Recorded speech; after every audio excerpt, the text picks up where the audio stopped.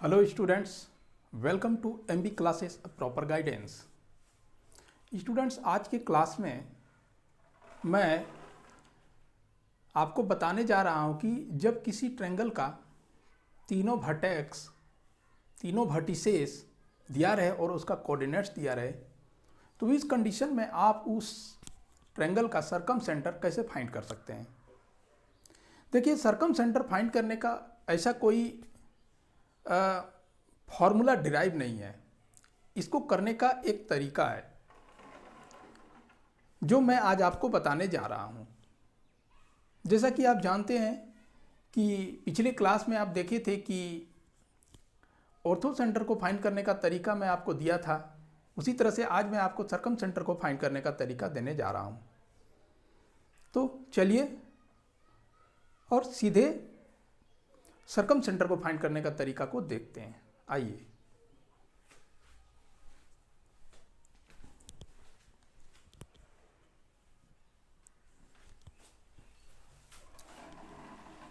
so look how to get circumcenter. You are provided with a triangle ABC, okay, and the coordinate of vertex A x1 y1, B x2 y2 and C x3 y3 will be given to you. Now as you know that circumcenter is the center of the point of intersection of perpendicular bisectors of a triangle. Look, in a triangle there are three sides AB, BC and CD.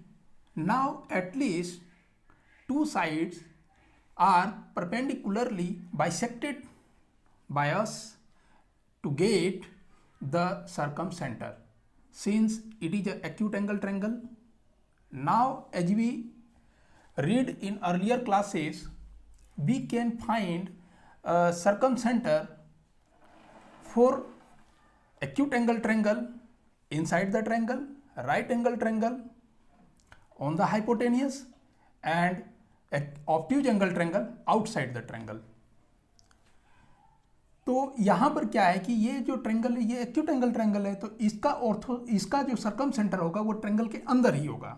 और circum centre क्या होता है? Perpendicular bisect को हम लोग क्या perpendicular sides का क्या करते हैं, कम से कम दो साइड को परपेंडिकुलरली बाइसेक्ट करा देते हैं और हम लोग को क्या मिल जाता है, जब वो दोनों बाइसेक्ट करने वाला लाइन जो एक दूसरे को इंटरसेक्ट करता है वही पॉइंट होता है उसका सर्कम सेंटर। तो आप देखिए यहाँ पर जो पॉइंट O है वो सर्कम सेंटर है। कैसे कि AB लाइन को बाइसेक्ट कर रहा है FO लाइन, ठीक है, परपेंडिकुलरली बाइसेक्ट कर रहा है। बाइसेक्ट करना मतलब आधा आधा भी काट रहा है और परपेंडिकुलर। ये बाइसेक्ट करने का तरीका भी पिछले क्लास में बता चुके हैं, ठीक है। आप मीन मेडियन जिसमें बताए थे डेफिनेशन वगैरह, आप उस क्लास को देखिए, वहाँ सारा चीज़ बताएं। और BC लाइन को भी DO देखिए परपेंडिकुलरली बाइसेक्ट कर रहा है, तो O पॉइंट क्या हो जाएगा, हमारा सर्कम सेंटर हो जाएगा। तो चलिए O पॉइंट को हम लोग कैसे फाइंड कर सकते हैं, तो इसका तरीका को जान लेते हैं, ठीक है। तो इस चीज़ को फाइंड करने के लिए जो आपको मेमोराइज होना चाहिए पॉइंट्स, वो पॉइंट्स क्या है, पॉइंट्स टू रिमेंबर। आप हमेशा याद रखिएगा कि product of perpendicular lines will always be slope of perpendicular, product of slope of perpendicular lines will always be -1। याद रखिए, मिड पॉइंट फॉर्मूला याद रखिए, ठीक है। और equation of line in slope point form भी याद रखिए। देखिए ये स्लोप m है और ये लाइन जा रहा है आपका x1 y1 पॉइंट से, तो इसका इक्वेशन इस तरह से हम लोग निकाल सकते हैं, ठीक है। चलिए अब हम लोग आते हैं कहाँ, इसका तरीका को देखते हैं। सो लुक, हम लोग क्या करेंगे, सबसे पहले लिख लेंगे हम लोग सबसे पहले लिख लेंगे d क्या है, मिड पॉइंट है BC का, तो कोऑर्डिनेट्स ऑफ d, ठीक है। तो कोऑर्डिनेट्स ऑफ d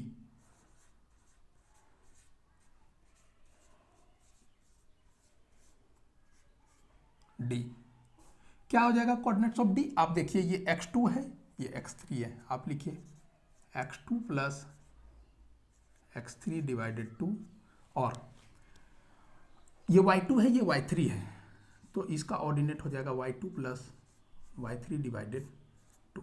तो इस तरह से हम लोग मिड पॉइंट D का कोऑर्डिनेट निकाल लिए साइड BC के लिए। अब देखिए क्या हो रहा है कि अब हमें क्या फाइंड करना है कि इस लाइन BC का स्लोप हमें पता होना चाहिए। चूंकि हमको इसका कोऑर्डिनेट पता चल चुका है, ठीक है, ये कोऑर्डिनेट हमें डी का पता चल चुका है। अब हमें क्या पता होना चाहिए कि slope of line A B B C निकाल लेंगे, जिससे हम लोग डीओ का स्लोप निकाल लेंगे, और डीओ का स्लोप जब निकल जाएगा तो स्लोप पॉइंट फॉर्म लगा देंगे, ठीक है। तो चलिए slope of B C, now slope of B सी,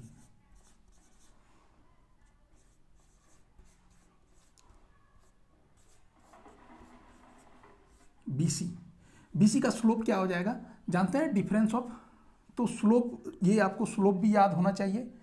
तो यहाँ नहीं लिखे हैं तो यहाँ पे आप इसको नोट कर लीजिए। चलिए मैं बता देता हूँ, आप वैसे जिसमें ऑर्थो सेंटर फाइंड किए थे उसको आप देख सकते हैं। तो क्या होता है, डिफरेंस ऑफ वाई कोऑर्डिनेट होता है। क्या होता है, स्लोप ऑफ बीसी निकालने के लिए आपको डिफरेंस ऑफ वाई कोऑर्डिनेट लेना होगा, y3 माइनस y2 करना होगा बाय x3 माइनस x2 करना होगा। ये हो गया आपका, ये स्लोप हो गया हमारा किसका, बीसी का हो गया स्लोप, ठीक है।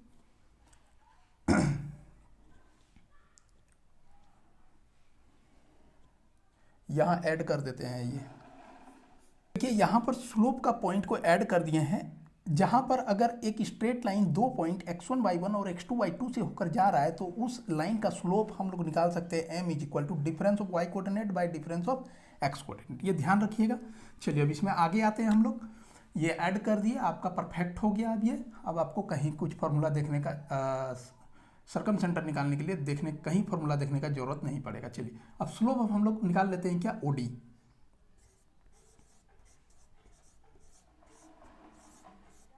स्लोप ऑफ ओडी निकालेंगे तो जानते हैं आप -1 बाय स्लोप ऑफ बीसी हो जाएगा, जैसा कि ये m1 इंटू m2 बराबर -1 है, तो माइनस क्या हो जाएगा, स्लोप ऑफ बीसी नीचे चला जाएगा, ठीक है। तो स्लोप ऑफ बीसी क्या है, डायरेक्ट लिख देंगे y3 minus y2 bye x3 minus x2, ये लिख देंगे, इज इक्वल टू, इसको कर देंगे, एडजस्ट कर देते हैं ऊपर, x2 minus x3 bye y3 minus y2, ये करके रख दिए। अब देखिए इतना कर लिए हम लोग। अब हम लोग क्या करेंगे, इक्वेशन निकालेंगे ओडी का। नाउ इक्वेशन ऑफ ओडी,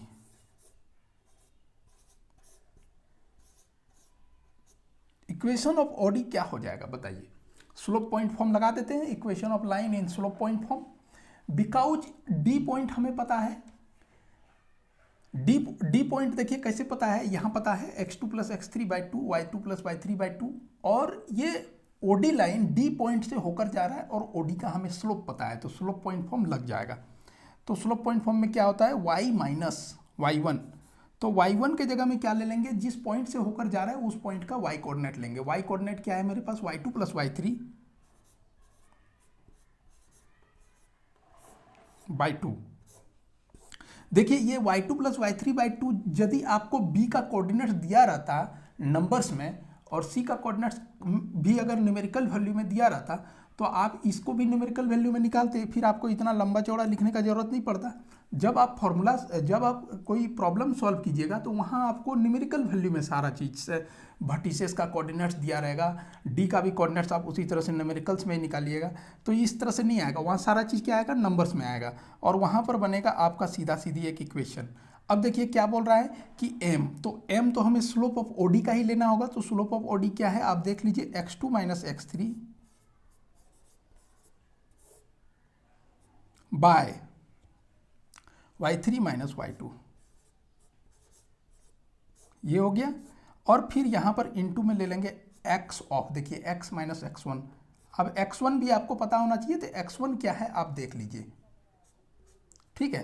तो x1 क्या है, तो यहां से देखिए x coordinate x2 plus x3 bye 2 क्या है, x2 प्लस x3 बाय 2, तो आप यहां लिख दीजिए x2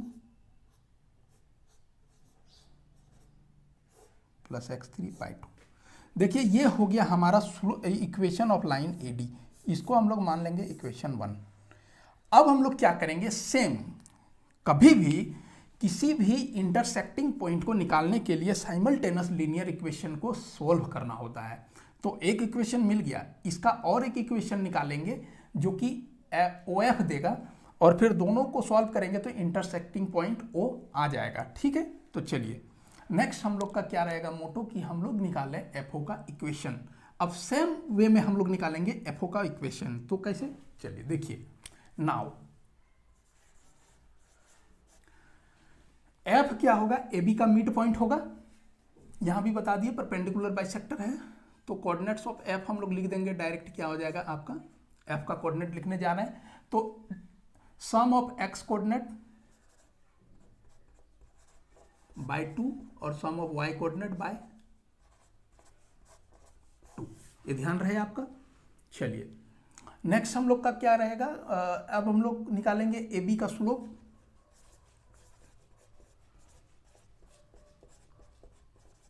slope of A B निकालेंगे, तो स्लोप ऑफ ए बी निकालने के लिए हमें क्या करना पड़ता है, difference of Y coordinate by difference of X coordinate. तो ले लेते हैं y2 minus y1 bye x2 minus x1, ये हो गया आपका। अब हम लोग क्या करेंगे, एफओ परपेंडिकुलर है ए बी का, तो एफओ का स्लोप निकाल लेंगे। Slope of OF is equal to minus of slope by A B. ये फॉर्मूला देखिए प्रोडक्ट ऑफ स्लोप वाला, उसी से यूज हो रहा है। y2 minus y1 bye x2 minus x1, ध्यान रहे ये काफ़ी सिंपल है। इज इक्वल टू एडजस्ट कर देते हैं कॉम्प्लेक्स फ्रैक्शन को, तो हो जाएगा x1 minus x2 bye y2 minus y1। ये हो गया हमारा स्लोप, क्या OF का स्लोप आ गया। अब OF में F हमें पता है और OF का स्लोप भी पता है, तो स्लोप पॉइंट फॉर्म निकाल देंगे, लगा देंगे, तो एफओ लाइन का हमें क्या पता चल जाएगा, इक्वेशन पता चल जाएगा। तो अब हम लोग लिख देंगे इक्वेशन ऑफ OF। तो क्या होता है y माइनस y1, तो y माइनस y1। अब y1 में हम लोग क्या ले लेंगे, तो ये कोऑर्डिनेट देखिए मिड पॉइंट में y कोऑर्डिनेट को ले लेते हैं, तो ये हो जाएगा आपका y1 plus y2 by y1 plus y2 by 2 is equal to में क्या होता है, स्लोप m ऑफ OF का स्लोप कितना आ गया, x1 minus x2 bye y2 minus y1, और अंदर में हो जाएगा x minus x coordinate, x1 plus. तो अगर हम इस इक्वेशन को 2 मान लें और इक्वेशन 1 और 2 को अगर सॉल्व कर दें तो हमें मिल जाएगा x is equal to something और y is equal to something, और यही एक्स वाई हो जाएगा हमारा क्या, ऑर्थो सेंटर का कोऑर्डिनेट। ध्यान रहे ओ हमारा क्या था, एक्स वाई था। ठीक है, तो हम लोग क्या कर सकते हैं, ऐसे करके निकाल सकते हैं। इतना आसानी से हम लोग ऑर्थो सेंटर को फाइंड कर सकते हैं, और सभी ट्रायंगल में फाइंड करने का तरीका एक ही है, किसी में डिफरेंट नहीं है। तो आई होप कि ये वीडियो आपको समझ में आया होगा, और अगर समझ में आया है तो चैनल को सब्सक्राइब कीजिए, लाइक कीजिए वीडियो को, और कमेंट करके बताइए यदि कुछ कमी है तो उसे इम्प्रूव करेंगे। थैंक यू, बाय बाय, मिलते हैं नेक्स्ट वीडियो में।